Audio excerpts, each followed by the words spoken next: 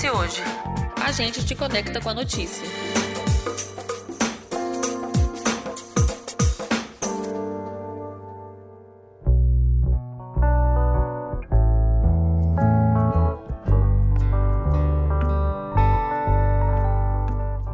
Doença que afeta 1 em cada 10 mulheres brasileiras, o lipedema ainda é pouco conhecido. O processo inflamatório caracteriza-se pelo acúmulo desproporcional de gordura em algumas partes do corpo. Os principais sintomas são dores, inchaços nos membros afetados, além de hematomas pelo corpo, fadiga e exaustão. Visando conscientizar sobre o lipedema, o mês de junho foi escolhido para abrigar a campanha Junho Roxo. Para falar sobre a doença, a ação de conscientização e também os tratamentos para a doença, a gente convidou a Patrícia Lira, que é médica cirurgiã plástica e cofundadora do Instituto Lipelife. Seja muito bem-vinda. Obrigada.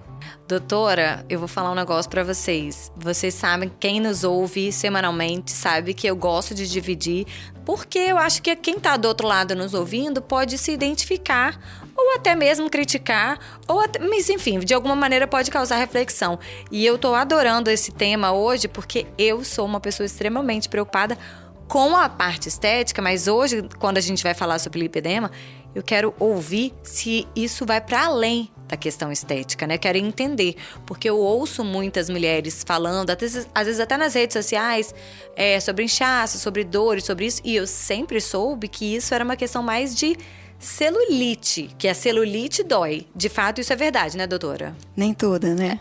Mas existe a celulite que dói. Existe a celulite que dói, tem nome, lipedema. Então vamos começar falando sobre o diagnóstico, como diferenciar o lipedema dessa questão só de ser sobrepeso. Ou todas as mulheres, todas as pessoas, depois a gente até vai falar, porque eu acho que isso tem sido uma preocupação muito de mulher, mas eu acredito que os homens também estejam bastante atentos a isso. Todas as pessoas que têm um sobrepeso, elas têm lipedema? Não, são coisas diferentes. O paciente obeso, ele pode ter lipedema? Pode. Tem pesquisas que mostram que até 50% dos pacientes obesos têm lipedema. Mas nem todo paciente de lipedema ele é obeso. O que diferencia isso? A formação do corpo, a estrutura do corpo. O paciente obeso, ele ganha peso em todo o corpo. Então, não é só nos braços, não é só nas pernas, coxa, quadril. O volume abdominal, torácico, todo ele cresce de forma uniforme. No lipedema, não. O que a gente observa é que é como se a mulher tivesse 2 corpos. Do umbigo para cima um corpo, do umbigo para baixo o outro. Então, geralmente é aquela menina da cintura fina, mas com quadril totalmente desproporcional, a coxa muito volumosa, ou então as panturrilhas muito volumosas, é muito desproporcional. Ela vive de dieta, mas essas partes não respondem, porque o tratamento do lipedema, ele é diferente do tratamento da obesidade. É por isso que a gente tem pacientes obesos que fizeram cirurgia bariátrica, com grande restrição alimentar, e não tiveram volume reduzido nos quadris, nas coxas, pernas ou braços. E aí, a questão da dieta. A gente sempre comenta aqui que é preciso acompanhar com o médico, a gente tem os nutricionistas que falam sobre isso, mas por que as pessoas ainda insistem tanto na dieta e como que ela impacta a saúde, principalmente quando a gente faz sem esse auxílio médico? O que acontece? O lipedema, o pilar básico do tratamento, ele é alimentar porque ele está buscando o que inflama aquela pessoa. Então, assim, o que a gente tenta fazer e mostrar para o paciente é que a dieta do lipedema, diferente da dieta da obesidade, que é restritiva, ela é qualitativa. O remédio dela é descobrir o que inflama ela e tirar isso da dieta dela. E como é que diagnostica? Essa é a parte difícil. Eu falo que os 3 primeiros meses são os piores, que é quando você começa a identificar o que está te fazendo mal. A gente sabe que existem alguns alimentos pró-inflamatórios, tipo glúten, lactose, o açúcar, o álcool, a carne vermelha, mas são coisas que a gente não pode tirar de toda a dieta da gente, principalmente carne vermelha, porque senão você acaba anemiando. Então, o que a gente propõe para essa paciente é fazer a troca, confeccionar um diário alimentar. Nesse diário alimentar, ela tem que relatar o que ela comeu e como ela está se sentindo depois. Não é normal você comer e logo depois você se sentir toda inchada ou te dar uma azia, você ter gases, ficar com aquela eructação, aquele mal-estar, aquela náusea. Isso não é comum. E aí, quando a pessoa procura o tratamento, ela procura por uma questão assim, pelo que ela vê no espelho, por uma coisa de insatisfação corporal, estético mesmo, físico mesmo, ou justamente pelo que a senhora falou, porque eu tenho sentido, assim, eu tenho uma vida muito saudável, eu faço atividade, eu faço isso, faço aquilo, mas eu depois do almoço, eu sempre tenho tal coisa, né? Sempre sinto gases, sempre estou arrotando, sempre estou sentindo uma queimação. E aí, nós chegamos à questão física, assim, estética, ou é sempre ao contrário, é sempre o estético para depois a gente tirar o que por dentro está incomodando. Na maior parte dos casos, elas vêm por conta da parte estética ou por estar começando a apresentar alguma restrição em termos de locomoção. Porque como é uma doença progressiva, à medida que ela vai aumentando, o peso nas pernas vão aumentando, os joelhos começam a tocar um no outro, há uma mudança de marcha, há casos mesmo da perna ficar tão pesada, o paciente pouco sair de casa. São os casos mais extremos. Então, ela passa a andar como se fosse patinho. Os joelhos, eles se modificam para poder aumentar a estrutura do peso. A doutora está aqui falando, para quem está... como a gente é podcast, a doutora está aqui falando, é como se fosse aquele Vzinho, sabe? Quando a gente dá a perna faz no joelho. Faz quase um X. Porque o joelho se encosta e depois a parte de baixo fica separadinho. E o pezinho também, né? A gente sabe... a planta não fica toda no chão, acaba forçando para um lado ou para o outro. Nesse caso, ela acaba forçando para dentro. Exato. Então, assim, no geral é por isso. A maior parte das pessoas não percebe que a alimentação traz algum prejuízo para ela. Ela passa a perceber quando ela tira e ela reintroduz lá na frente. E tem cura? Não, mas tem controle, que passa por mudança no hábito de alimentar. Na verdade, há uma mudança no estilo de vida, porque com a implementação da alimentação, a implementação de atividade física direcionada, essas mulheres não podem ter uma carga de exercício muito pesada, porque elas têm fragilidade ligamentar. Então, exercícios para essas mulheres, o ideal é na água, que tenha baixo impacto, um pilates, yoga, um funcional. A musculação ela tem que ser adaptada exatamente para não ter uma carga de peso muito grande que pode levar a uma lesão dessas mulheres. Então, a senhora está falando quando a gente já está num caso bem avançado ou não? Desde Mesmo sempre? Você teve o diagnóstico, você precisa implementar mudanças no seu estilo de vida. Que passa, como eu falei, para alimentação. A gente não sabe o que está te inflamando. A gente sabe que tem alimentos pró-inflamatórios, como eu falei, mas que pode inflamar você e pode não inflamar a mim. Então, por isso é que assim, não existe uma dieta fixa, não existe pílula mágica que controle o lipedema.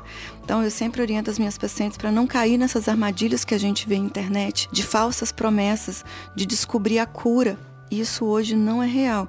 E isso é para todo mundo. Ano passado a gente teve no Mundial de Lipedema. É uma preocupação mundial atualmente. E o que a gente tem buscado é o controle da doença. Mas cura, ainda não há uma cura para essa doença que tem uma origem genética. Mas que a gente sabe que tem alguns gatilhos que vão fazer essa doença se desenvolver. Muito relacionado à parte hormonal. Então, principalmente a parte estrogênica.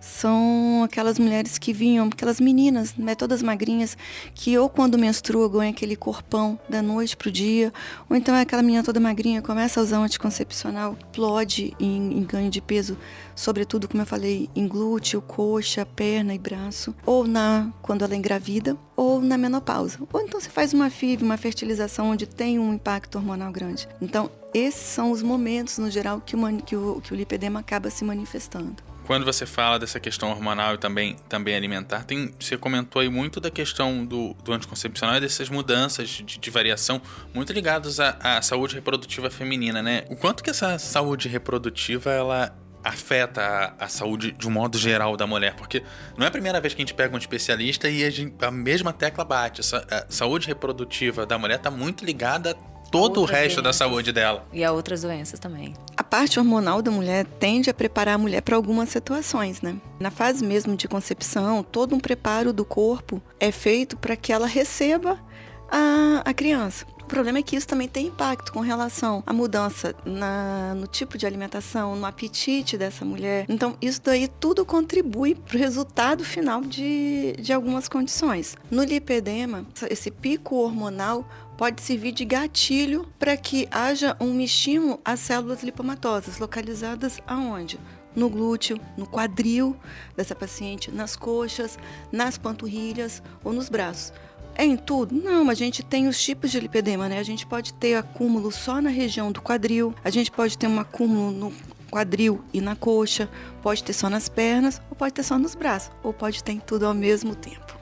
E aí os homens também podem desenvolver a doença? Como ele está relacionado mais à parte estrogênica, o homem pode, desde que ele tenha algum distúrbio prévio que leve a esse distúrbio hormonal. No geral, está relacionado a uma disfunção hepática para poder ter essa alteração hormonal nesse nível. E aí as cirurgias bariátricas e as bypass também, elas podem reduzir a necessidade de alguma outra cirurgia? É porque, na verdade, esse paciente ele teria que ser tratado porque ele tem 2 tipos de gordura, né? Ele tem a gordura da obesidade e a gordura do lipedema. Essa redução de peso é importante, principalmente se o paciente considerar que isso vai facilitar a elaboração de atividade física. Então, a partir de você estar fazendo atividade física, você fazendo um controle alimentar, você pode ter uma resposta muito boa. O problema é que a maior parte dos pacientes, eles acabam ficando sem diagnóstico. E é por isso que a gente vê os casos de várias mulheres que operaram e tem toda aquela frustração depois porque não teve uma resposta que ela esperava. A gordura da obesidade foi resolvida, mas a gordura do lipedema não passou por toda aquela mudança de hábito de vida que ela precisava para ter a resposta do lipedema. Nós estamos conversando com a doutora Patrícia Lira, médica, cirurgiã plástica. A senhora falou, muitas pessoas ficam sem diagnósticos. Falou muito que tem relação muito com o hormônio da mulher, né? Que é o estrogênio. Vamos supor que a pessoa não queira passar por uma cirurgia. O tratamento inicial ou quais são as etapas do tratamento? Para que eu não faça cirurgia, eu tenho que primeiro identificar o que me inflama e vendo o resultado dessa mudança alimentar, porque sempre é pela boca, sempre é a alimentação ou algum tipo de medicamento. Então, vamos lá.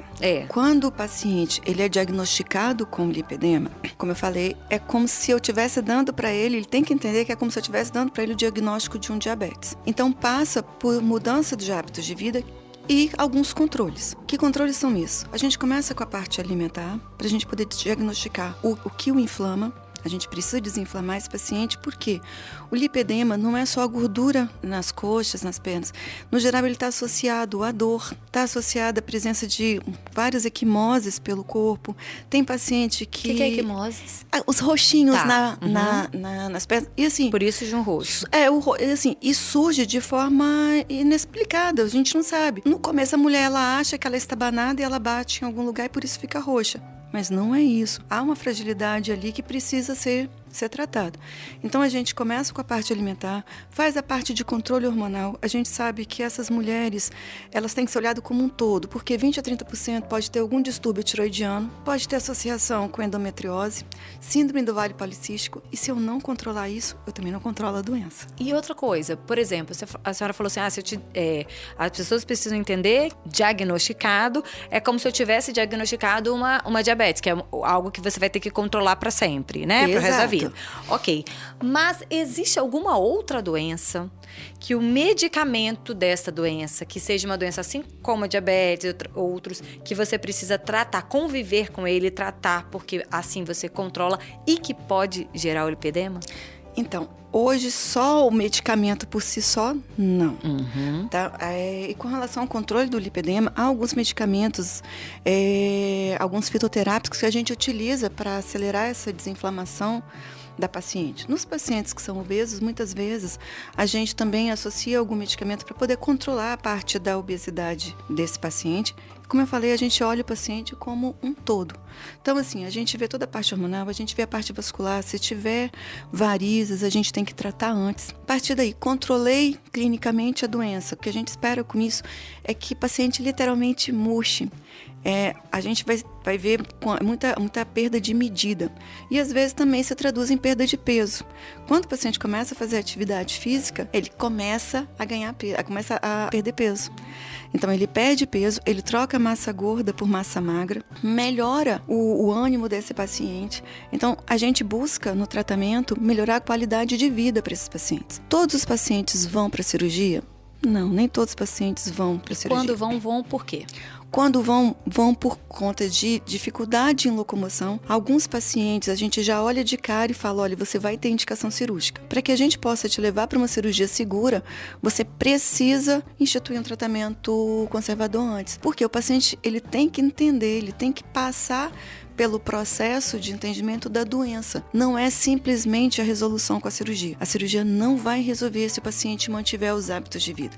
Vai dar 3 a 6 meses, como o estímulo está mantido, vai voltar a ser o que era antes. É por isso que a gente vê aquele paciente que operou, depois de 3 a 6 meses, tá igual estava antes, porque o estímulo foi mantido. Gente, é estética com saúde. Falando da estética com saúde, como que cada profissional atua para que a doença seja controlada? Porque tem a questão alimentar, tem a questão também hormonal, tem a questão da atividade física, que acaba também passando por outro profissional. Então, cada profissional aí vai atuar um pedaço desse controle da doença. Como é que vocês dividem esse trabalho? É um tratamento multidisciplinar, de fato. Exato, é um tratamento multidisciplinar.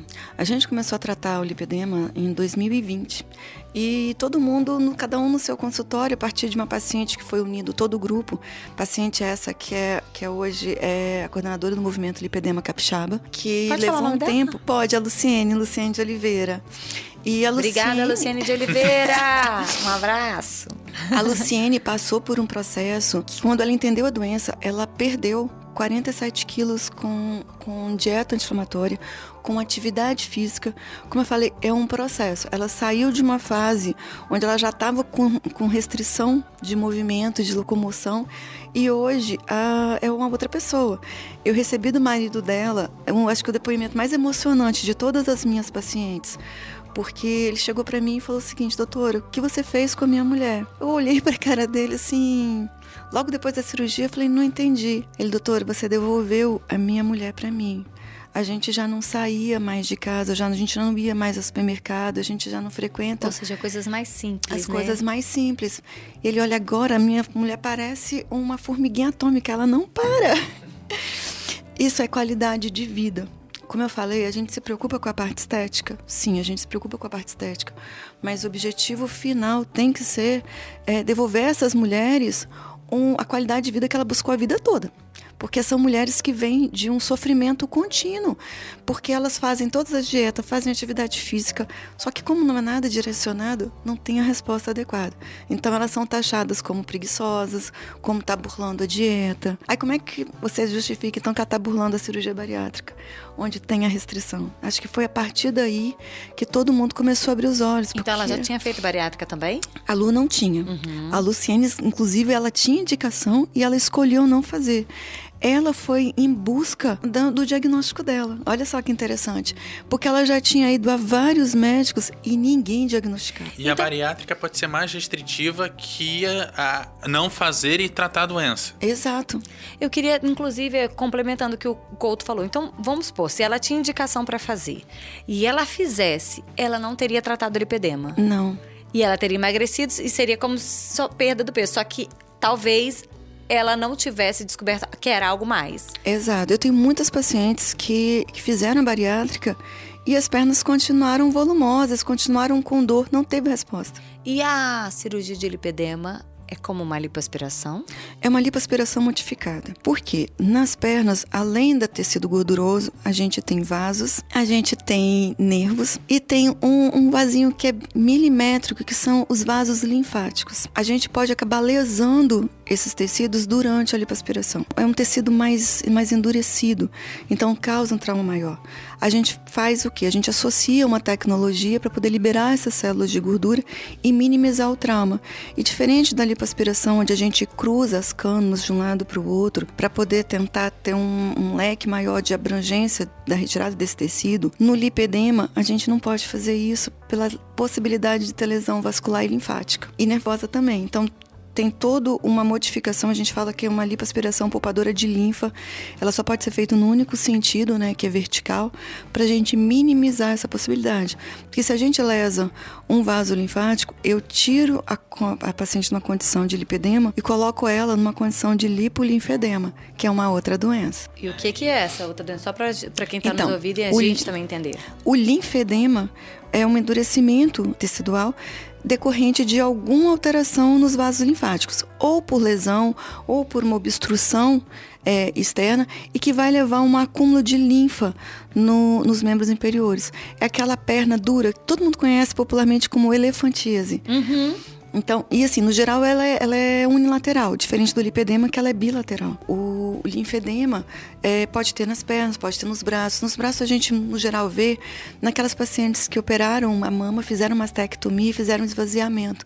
Então, como tem um comprometimento da drenagem linfática pelo esvaziamento axilar, pode haver o linfedema nos braços. Então, vai acumulando a linfa nos braços, vai ficando aquele braço cada vez maior, endurecido, aquela pele mais espessa, com aspecto de casca de laranja. Então, essa é a preocupação que a gente tem que ter. Então, não é uma cirurgia que você pode simplesmente pensar que é como qualquer uma cirurgia e vai se submeter a ela e tá tudo certo. Doutora, qualquer pessoa, em qualquer idade, pode fazer esse tipo de tratamento e de cirurgia? Existe qual tipo de restrição, quais tipos de risco, enfim. E a recuperação também. Todo procedimento cirúrgico tem risco, então isso tem que ficar claro. Sendo que no lipedema, a gente ainda tem as possibilidades de ter lesão linfática, lesão vascular e nervosa. Então, assim, é de suma importância quem vai para a cirurgia saber que está operando com uma pessoa que está habituado a fazer lipoaspiração para lipedema. Todo mundo que quer fazer lipedema tem que se qualificar, ponto. Isso aí é real, tá? Isso para mim fez regra zero, gente. Regra número 0. Fez toda uma diferença. Eu já trabalhava já era cirurgiã plástica quando eu passei a tratar lipedema, e eu falo que foi uma mudança de paradigmas. Eu saí daqui, eu fui para Barcelona, fui ver quem estava operando lipedema, quem já tinha experiência, para saber se o que eu estava propondo fazer era o certo ou não. Então, assim, isso para mim foi de suma importância para me dar segurança aos meus pacientes de tratar o lipedema. E entender mesmo que é uma cirurgia que a gente tem que olhar com uma visão diferenciada. Não é simplesmente estético. Tem que ter a resposta estética, mas eu tenho que garantir qualidade de vida. É uma cirurgia relativamente rápida, a recuperação como é? Não, então vamos lá, não é uma cirurgia rápida. Como a gente tem tecnologia associada, no geral eu uso o laser, que é uma tecnologia chamada One Step, mas tem gente que usa radiofrequência. Tem algumas tecnologias novas surgindo, mas que, ao meu ver, hoje eu não me indicaria pelo risco de você ter uma lesão, queimadura, né, por conta de entrega de energia muito alta, com risco de queimar linfático, de queimar a parte venosa. Então, nervosa é uma preocupação minha. Então, hoje tem algumas tecnologias que estão assim, mais seguras para esse tipo de cirurgia. A gente tem que pensar em liberação celular para ter um menor trauma, porque a lipoaspiração nada mais é que uma curetagem de célula gordurosa. Célula essa que, decorrente do processo inflamatório no geral, tem muita fibrose nessas regiões. Então, por isso é que a gente também associa a parte de tecnologia. Então, a gente passa a tecnologia, aspira, depois tem que voltar com a tecnologia, porque aí tem uma outra preocupação. Essa cirurgia, gente, a gente pode tirar, que a gente não tirava antes, 4, 6, 7 litros de gordura. E aí, você imagina você tirar esse volume todo de uma coxa. Isso vai acabar gerando uma flacidez. Na coxa. Você pode fazer, isso também é importante, só pode fazer numa região por cirurgia? Depende do volume. Tá. Então, assim, a gente tem pacientes que só da parte anterior da coxa eu tirei 4 litros. E aí, como de acordo com o Conselho Federal de Medicina, o Conselho Regional, eu só posso tirar de 5 a 7% para manter a segurança do paciente, o volume vai depender do tamanho do paciente, do peso do paciente. Então, assim, eu já tive paciente de tirar 7 litros, já, mas era um paciente maior, um paciente de 1,80 m. Inclusive, eu operei ela ontem. Fiz a segunda etapa do tratamento. Ah, também por etapas. É por etapa. Não é, mas é um retoque? Não, não é retoque. Exatamente porque a gente tem um limite para poder aspirar. Tá, antes da gente falar de quanto tempo de uma etapa para outra, a recuperação. Então, se você faz um preparo adequado, e isso eu posso falar porque a gente passou por isso, quando a gente começou, era um pouquinho mais arrastada a recuperação, quando a gente entendeu todo o processo, que envolvia fazer um preparo muito mais enfático em relação à parte de alimentação, a parte de controle de proteína, de vitamina, no pré, tudo mudou pra gente. Então, assim, hoje os nossos pós-operatórios são muito mais tranquilos, os nossos pacientes saem andando do hospital. A gente conseguiu adaptar a técnica pra gente de forma que a gente gente consegue fechar todas as incisões, porque hoje há 2 técnicas para o tratamento do lipedema, no qual passa pela parte de lipoaspiração, mas alguns grupos deixam as incisões abertas, que eles chamam de fístulas. Não são fístulas, as incisões da lipoaspiração ficam abertas e outras que ficam fechadas, como é o nosso caso. Isso aí, pra gente, para os nossos pacientes, traz uma segurança e um conforto muito maior. Então, os nossos pacientes, eles entram andando no centro cirúrgico e saem andando. Eles vão para casa andando. A recuperação é um pouco mais lenta, porque você imagina, você tirar 4, 7 litros de gordura do membro, então passa por uma fase de edema importante, de fazer drenagem linfática, mas no geral, só para você ter ideia, não há uma restrição dos nossos pacientes em andar, de ter que forrar nada dentro de casa. Então, há um conforto nesse pós-operatório. Mas o paciente tem que se preparar para se dedicar a ele no mínimo 15 dias. O ideal é ele se preparar para ter restrições em até 30 dias. Ou seja, ele vai sair dali e vai... É igual quando você quebra um braço, você vai ter que fazer, tirou o gesso, tem que fazer fisioterapia, não sei quantas sessões, é basicamente esse caminho. Exato, passa Algumas pela parte de restrições, mas drenagem. você não tem que ficar de repouso absoluto, nada disso. Não, inclusive ele é estimulado a fazer pequenas caminhadas dentro de casa. Com 15 dias, nossos pacientes já são liberados para fazer caminhadas um pouco maiores, na rua mesmo, e a volta ao à trabalho, atividade voltar... física. Sim. E aí a gente falou anteriormente de etapas. Tem 2 etapas do processo? Dependendo de até 3. Tá. Tudo depende do volume que o paciente Da tem. situação do grau, né? Exatamente. O tamanho da pessoa, o peso, a quantidade que precisa ser tirada, né? Se a gente vai associar lifting ou não. Porque às vezes, quando a gente tira, o volume está tão grande que a gente precisa fazer a retirada da pele, que é o lifting. Então, casos mais graves, o caso da Luciene mesmo, era um caso muito avançado e que, assim... Ela investiu. Eu falo que o tratamento ele foi construído não só pela equipe, mas inclusive por ela. Ela se comprometeu com o tratamento dela. E o resultado dela realmente é fantástico. Os pacientes que se comprometem com o resultado, os resultados são fantásticos e são duradouros. A gente vai caminhando para o final da nossa entrevista, mas antes a gente precisa saber se esse tratamento é um tratamento só do serviço particular ou já tem no serviço público? Ainda não. Tá? No serviço público ainda não, mas a gente está buscando agregar o serviço público. Eu sou professora da faculdade e a gente está, assim, com um projeto envolvendo o Instituto Lipelife, o serviço público. O grande problema é que, assim, não é só a parte médica. A gente precisa de meias de compressão, legs de compressão, e isso tem um custo para o paciente. No pré, a gente tem as legs e as meias compressivas que vão ajudar no controle de retorno venoso dessas pacientes, ajuda no processo de desinflamação. No pós-operatório, a gente tem as cintas. A gente trabalha com cintas importadas, então com um custo elevado, e a gente está estudando como é que a gente pode estar implementando isso para os pacientes do SUS. Como que faz para achar o instituto, a doutora Patrícia, como é que faz nas redes sociais, enfim, pode falar tudo, dá seus endereços. Primeiro eu vou chamar a atenção dessas mulheres. Se vem de uma forma do umbigo para cima uma mulher, do umbigo para baixo outra, você pode ter lipedema. Não é normal você sentir dor nas pernas, aparecer esses roxos, esse aspecto de celulite, de quando a pessoa toca, às vezes até um carinho te incomoda, do seu filho sentar no seu colo, te apertar e você sentir dor. Então, só um alerta para vocês que isso realmente pode ser lipedema. Então, procure um médico que dê esse diagnóstico para que o tratamento seja iniciado o quanto antes. O tratamento conservador ele é muito responsível nas fases iniciais, nos graus 1 e 2. Mas eu tenho medo de cirurgia. De repente, você nem vai para a cirurgia. Precisar. Pensa que você está buscando qualidade de vida. A outra coisa é como é que você pode encontrar a gente. Então, o Instituto Lipelife hoje, ele está na Praia do Suá, na rua Neves Armon 189. Em Vitória, gente. O bairro é Praia do Suá, aqui em Vitória. No Instagram tá lá o @instituto, o @Lipelife. O meu Instagram é @doutora Patrícia Lira. DRA ou doutora mesmo? Não, DRA. DRA. E o Lira é com Y. Isso. E muitas vezes o paciente não tem essa noção, mas vai lá, pergunta, a gente pode fazer uma troca, né, das informações. Lembrando que não existe fórmula mágica. E o tratamento, ele é feito não só pelos médicos, mas pelo paciente. Então é de suma importância que o paciente entenda que o comprometimento dele com esse diagnóstico é de suma importância para que ele tenha um controle da doença. É isso aí, mulherada. Humarada também, são menos casos, né? Mas principalmente as mulheres. Vamos ter atenção. A questão da estética, eu gosto sempre de ressaltar, né? Porque a gente fez uma comparação ou um alerta com relação à obesidade. Aqui não se trata de questão gordofóbica, é sim qualidade de vida. Então não é me procurar estar como o mercado da moda ponta, padrões. Não é buscar padrão nenhum.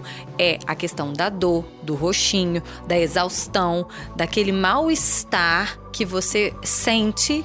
E também, naturalmente, quem quer cuidar da parte estética, o mal-estar que você vê, não pelo outro, mas por si, essa é a questão. Gente, isso. dor não é normal, vamos lembrar disso.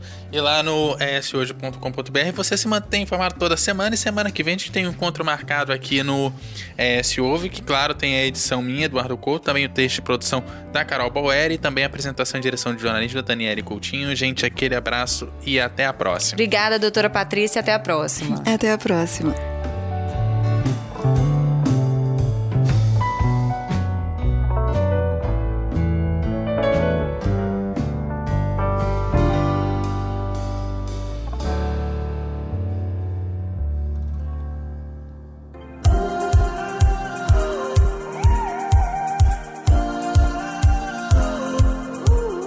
Deixe seus comentários em eshoje.com.br. É lá que você se mantém informado todos os dias. Nos siga também nas redes sociais e em nosso canal do YouTube, @eshoje.